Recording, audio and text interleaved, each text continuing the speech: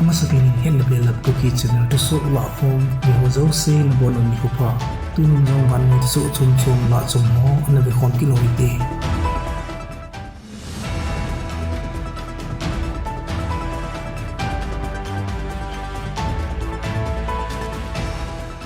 Achisa Thursday ni khoa Pakistan Prime Minister Lui Imran Khan in kipinna lam zot na long march tia het chu ananei nawa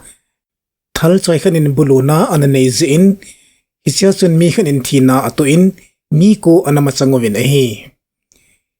Imran Khan wang an hoido in hinla mai changin akyang an kha zin Lahore hospital muna pulut pai an hin tu din muna dingin boina ima ampoitin thulut suna sein hi hichi thu to kimet chun gin mua ompa chu maddo hitai tin song thulut chun asei ben hi gamsungai Imran Khan nungzuile supporter tampi ho chu akizenna hospital maiza kitinin khulang sapna ananei jun gitlona nei ho chunga phula anadingin anasamuna hi Pakistan gamsung se Halloween London khupi chan gaizin Imran Khan supporter hon ki khopna khulang sapna jong ananei jun hi hethei khachu Prime Minister Lui Imran Khan chu achi sa Thursday ni khwapat anungzui tampi ho to Wazirabad khupi solam kaya kipatna kizotna ti chu long march ananei now nisagil hinnia Islamabad khupi luding atiwan hin hichi phat laya chu buluna chu ana uma hi hichi thu to kimat chun Imran Khan party akun leader khat saidanin thalkap na nei pa chun automatic rifle aman cha Imran Khan umnalam chu akap jing ahin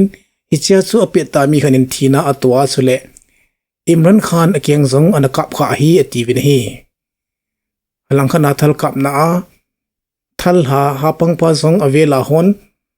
lima anakap do na wa kun mizo se Hetna viral anahin hichia ku na chu police hon anamat do pejingo anahi Prime Minister Sabah Sharifin kibulu na chunga hata in demna anezin agang thaipina investigation chila na dingin zong anasejin hi chule Pakistan President akonin zong hata in demna anomin hichi kibulu na thuahin assassination attempt hi ativin langkana Imran Khanin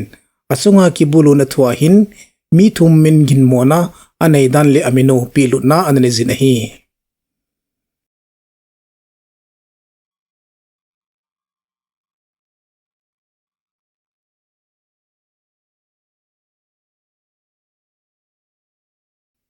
Colombia gamsunga mi pi na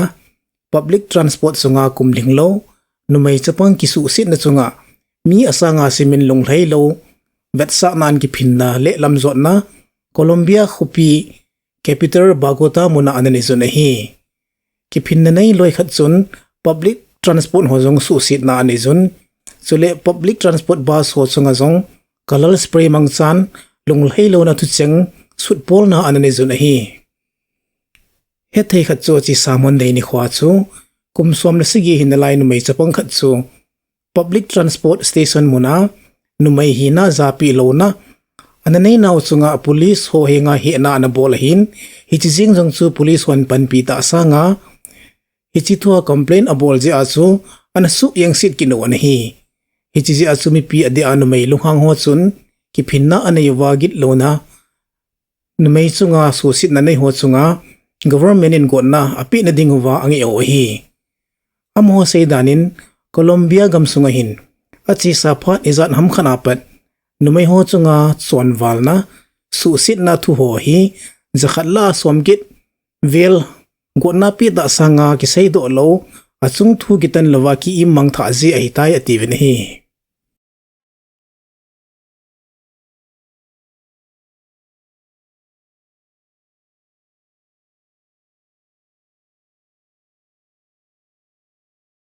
Korean gambung sunga tension ahong san le kit tolhonin South Korea in jong tu ni Friday ni khochun garsat lenna fighter zit anei ho somgit lamchu gamgi lama agang theipinin analen do sa kitawin hi hichi thu hi North Korea in South Korean langkai gamgi la le South Korean gamho lam hinzona garsat lenna zakhat le somgit wal analha do tolhona Korea gamgi chinani dan liwal alen leo don but na ana bol-u ani hi. Alangkana United States le South Korea in at silapyo. Joint drill at sun galsat len na tamchin zanila somlival anamang sakit novin gambung sungahin hatiin kigin moto nale kidaw teding din mundanin aumta na hi ekiti. Hetay katsu haptakal sungahi North Korea tien madanga sanga missile test hata na bolova missile khat jongchu South Korean gamhup tui pisunga anatsu anahi. Ichi don bunna chu South Korea tien jong surface to air missile thumta a don bunna ananei saw anahi. Iti hoji asu South Korea le United States in jong joint drill ananei uchu Friday ni khwa anna ki chaiding anahitan hisijong chu anajob bekin o hi. Gamho ki ka tu ka asunga hata kilep to na hahungum hi North Korean nuclear test polkit ago jiova United States le South Korea in joint drill maa kivian le thu na dinga anezun asezun hi. Hisu North Korean hata azata kit hi. Alangkana observer ho saidanin North Korea te hin phat sot pi ahung kigin nungun tu hin nuclear garment sa apatip na ding mun abui pi lai ta wahi ativin hi. Geldo thei khatsu United States le South Korea hin joint drill vigilant storm kiti su Monday niapat Friday ni hosan lut dinga ana bolo ahin hichigamti ni kika adinga joint military drill lenpin su hinalaya hi. Hichiachu garsat lenna F-35 steer fighter hopan a lenna zanila somlival sule galman sa achi chom zong amano ahin alhompina sorties sangkhat le zagupwal aneiwa mong etek zong nikhokhat sunga niden somni le li linga anei new zong om sa jiwa hi. Hichi asu North Korean Foreign Ministry akuna hichi joint drill chu ahai sending over phondo hiya drill abolo chu chawno kho ta khana hi tia ala naw chunga United States in thilsi adei lo le anga adiwa het sa na zong ananeyo na hi. United States in adon bun nain epithum zong le allies ho adea South Korean gam hi ki hu jingding nuclear le conventional garment cha chan mannading alha zong le manding a hi tia na phun do ki no an hi. North Korea le South Korea ki ka boy na hi adia South Korean president ha Yoon Suk Yeol thando ahong hiya ko na hong hoimo dia chu hi. Aji su president ha pa hin North Korea chunga hi dinmun ki chi ta anei na bana election laya election campaign na United States in South Korea gam sunga nuclear garments aho akoiding over anasai hichu North Korea tien hata thu ma na dona longlei lo na ananeyo na hi.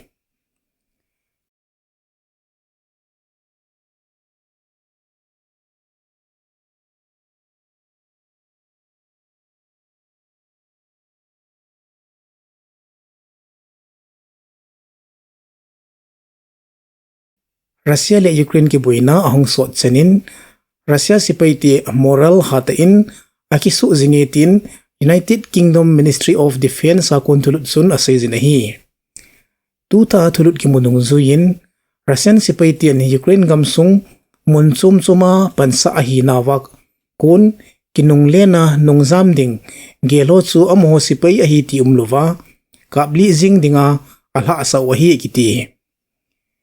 Hichi burial stroke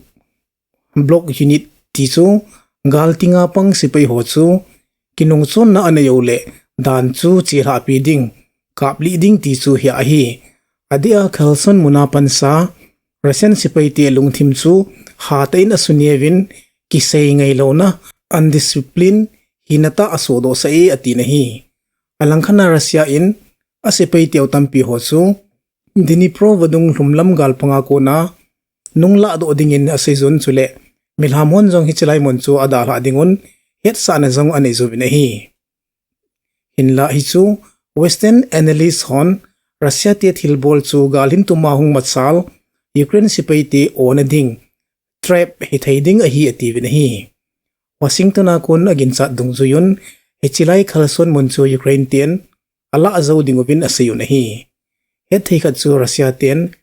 gal ahin bol pan wapat lol hingta anala azo ule ato pha zo naw pin khupi chu khalson khupi hi anihin Dnepro vadung nga gisadam alangkhat zong ahop tha ahi. Tu din munahin nai lama kon Ukraine sipaiten pumpi niaw hapa ni silay mun hi gala pa na aka panjingu chu ahitai. Alangkhan na Ukraine President Volodymyr Zelensky in nightly address anapol na tu din muna Ukraine mi pite million lival hi recente energy infrastructure ho hata buluna anay ziun kolpe may va amuzaw tupove anatin hi. Ezi chun gamsunga mi ten tu din mun peta hi lungkhana bidoy niya ikitho khom lingo hi anatin hi. Isu local officer hon avet suyova gamsung pumpia amanading lomlova kolpe may va manloading. Sule mi piten tu phata hi mitla thei may ho may va manna signboard advertisement sule akimet pi hi chaw tabang chu chom khat hai sanding a hi anatin hi.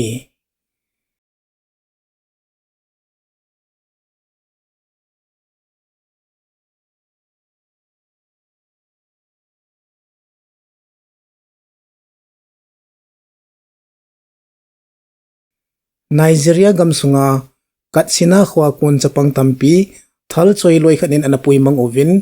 alhat do na dingin sum angi ovin hi. Hichi Katsina khu in bul som thumwal ho chate ho chu thol hunga khop tup na na to na anei laiwa Galguh bolho chun apuimang o hi gitin hi. Hethei khat chu Katsina khu hi tulitu Nigerian President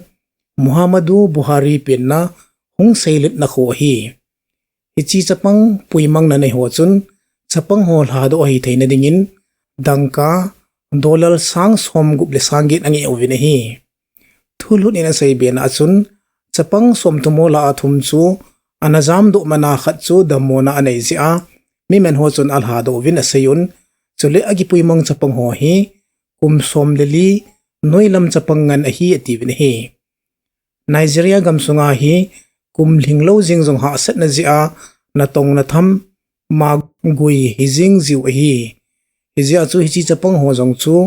lo muna na tonga ani hiu hi. Chule adia sa alam Nigerian gam kaya hi chapang atam zo lekha simzom zo talo tam di set chu ahi. Chule sa hlumlam le sa lam gam lai lung la kinahi aphat sia bandit ya ki he geng ho hin vai hop kinuwa mitha mi met mi puimang kiti ho hi chon lam la khat dana aman kinu chu hi. Hiti zia chu si sa phana vai hom ten Galguh bol kiloi khom no ho pansana dinga gin momun hola chu bom hata LAHKHOM na zong ananei sawan hi. Adia ahong lung ding kumsang ni som nile thumle gamsungin election anei diu to kimatna president pa chenna hometown munla hawa hi tabang thila so jing hi